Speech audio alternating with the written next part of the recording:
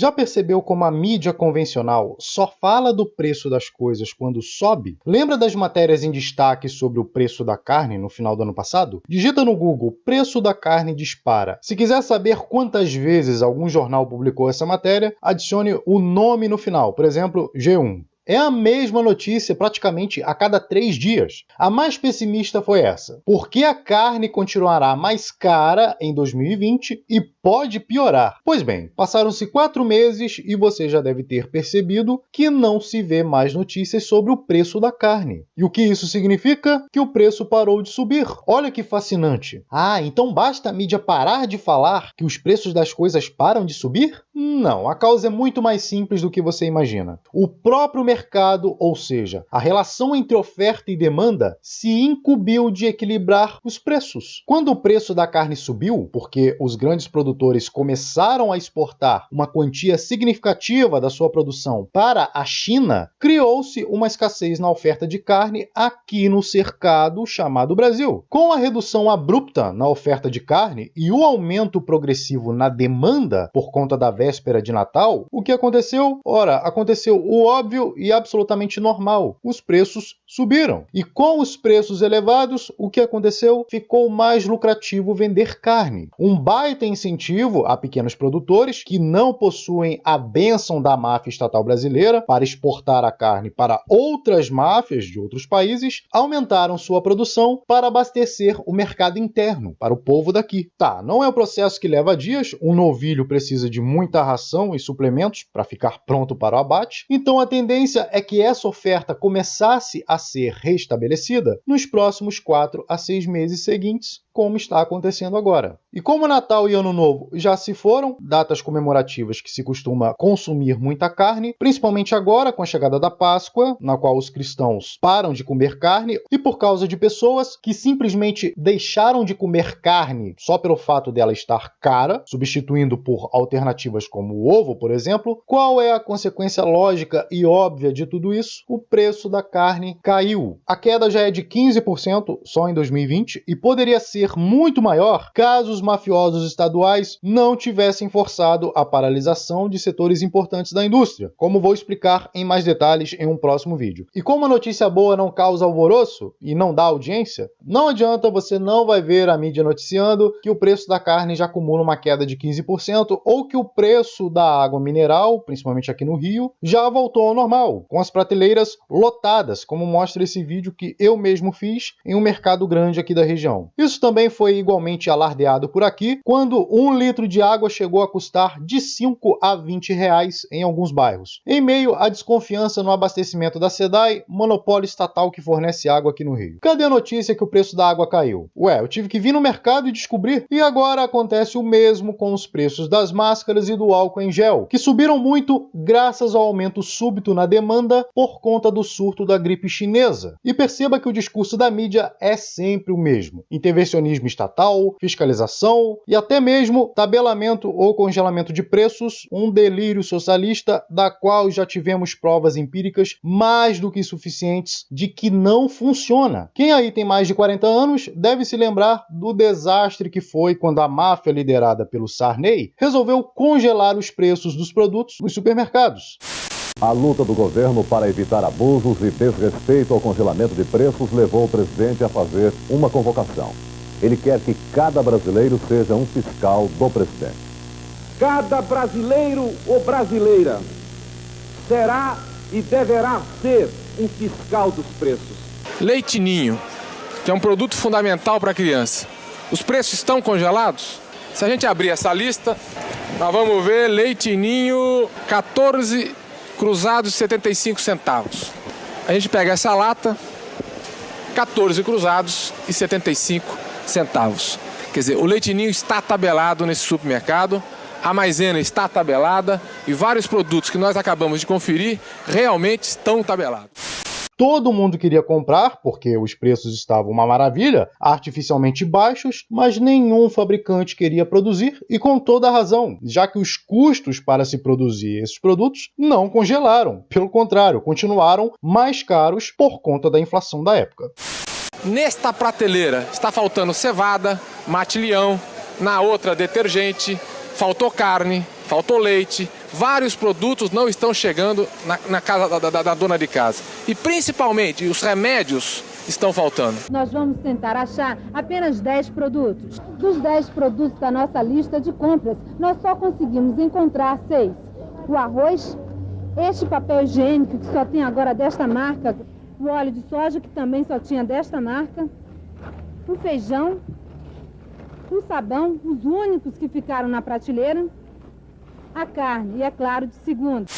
Mas o que se vê hoje, infelizmente, é o povão que desconhece ou ignora essa história e completamente alienado no que diz respeito ao básico sobre economia, oferta e demanda, e acaba comprando essa ideia que a mídia propaga. Bando de empresários aproveitadores, tem que fiscalizar mesmo esses preços abusivos, tem que denunciar o Procon e chamar a polícia para prender esses criminosos que ficam extorquindo o povo. Mas por que os preços sobem? Por que é impossível praticar o mesmo preço de antes, quando a oferta desse produto era maior? Por que os comerciantes precisam aumentar os preços? E é justamente isso que vai reduzir a escassez desse bem, tornando-o mais barato e mais acessível novamente. Preços nada mais são do que mecanismos por meio dos quais compradores se comunicam com vendedores e vice-versa. É a resultante da interação entre a oferta de uma mercadoria e a demanda por ela. Tendo em mente esse princípio, podemos dizer que, a grosso modo, preço é o termômetro da escassez. É o mecanismo que transmite aos agentes do mercado, tanto do lado da oferta quanto do lado da demanda, informações sobre o nível de escassez de determinada mercadoria ou serviço. Em um mercado sem intervenções e qualquer controle de preços, a variação do preço de um produto informa as condições de oferta e demanda do mesmo. Preços possuem um papel fundamental em uma economia de mercado. Esse é o princípio básico da economia. Ao contrário do que alguns estão dizendo agora, economia é tão importante quanto a vida. Ora, ninguém vive sem economia, sem realizar trocas. Por mais que você se isole em uma fazenda, um dia, cedo ou tarde, você vai precisar comprar algum serviço ou produto de alguém, porque simplesmente é impossível ser especialista em tudo. Portanto, a economia é indispensável à sua vida. Todo o seu conforto agora, assistindo esse vídeo pelo celular, ou o sanduíche que você preparou e deixou na geladeira, só existem graças à economia, graças ao arranjo de várias pessoas realizando trocas entre si voluntariamente, fazendo com que todos os produtos e serviços estejam disponíveis a você a um preço que você pode pagar. É um arranjo em perfeita harmonia. Produtores buscando satisfazer consumidores em troca de lucro. Quando você compra um pacote de pão, por exemplo, significa que para você aquele pão vale mais do que o dinheiro que você está pagando por ele. Já para o cara que fabrica o pão, o seu dinheiro vale mais do que o pão que ele fabricou. Isso é uma troca voluntária lucrativa, tanto para o produtor quanto para o consumidor. Você que está disposto voluntariamente a trocar o seu dinheiro pelo pão é chamado de demanda. E o produtor que está disposto a dar o pão dele em troca do seu dinheiro é chamado de oferta. Daí vem o nome oferta e demanda. E se mais e mais pessoas acreditam que o dinheiro que elas precisam para trocar por aquele pão vale menos que o pão em si, a quantidade de pão reduz. Ou seja, houve um aumento na demanda por aquele pão. Nessa situação, o produtor tem duas opções: aumentar a produção de pães para atender a nova demanda ou simplesmente aumentar o preço do pão. Na primeira opção, aumentar a produção de pães vai exigir do produtor mais recursos escassos do que antes. E isso, é óbvio, trará um custo adicional para esse produtor. Agora não há trigo suficiente, então ele terá que comprar mais com o fornecedor. Teve que comprar mais gás para alimentar os fornos, mais embalagens para empacotar os pães. Tudo isso são recursos escassos que não estavam disponíveis ao produtor. Ele teve que investir capital e adquirir todos esses recursos. E por mais que agora a produção de pães tenha aumentado, ele terá que adicionar esses custos ao preço final do pão, tornando-o mais caro. Já na segunda opção, o produtor apenas aumentou o preço do pão sem aumentar a produção. Isso é mais fácil porque ele não precisa arcar com todos os custos e riscos para aumentar a produção. Então ele aumenta o preço do pão porque simplesmente as pessoas estão dispostas a pagar mais mais por ele. E como ele não aumentou a produção, mantendo assim os custos de produção, é de se esperar que a margem de lucro dele vai aumentar. No entanto, algo interessante acontece com a oferta e a demanda por pães. Do lado da demanda, algumas pessoas já não acham que aquele pão vale mais que o dinheiro que elas precisam trocar por ele. Ou seja, o pão custa caro para elas. Então elas desistem e vão comprar biscoito, tapioca, outras alternativas mais baratas para substituir o pão. E do lado da oferta, se o produtor não aumenta a sua produção, a tendência é que com o avanço no preço, outros produtores sejam incentivados a fabricar e comercializar pão, já que agora é um negócio lucrativo. Consequência, com mais produtores competindo entre si para fabricar e vender pães para uma demanda estagnada ou reduzida de consumidores, o preço do pão começa a cair. Os supermercados deixam de fazer novos pedidos à fábrica e já começam a baixar os preços. Caso contrário, os pães vão mofar nas prateleiras e eles terão prejuízo. Com a demanda dos supermercados reduzida, os fabricantes são obrigados a reduzir também sua produção e, consequentemente, o preço dos pães, já que agora eles possuem uma quantidade excedente que precisa ser vendida logo. Toda a cadeia de produção é impactada, fazendo com que essa redução de preço chegue até os fornecedores de ingredientes, fazendo com que o preço do pão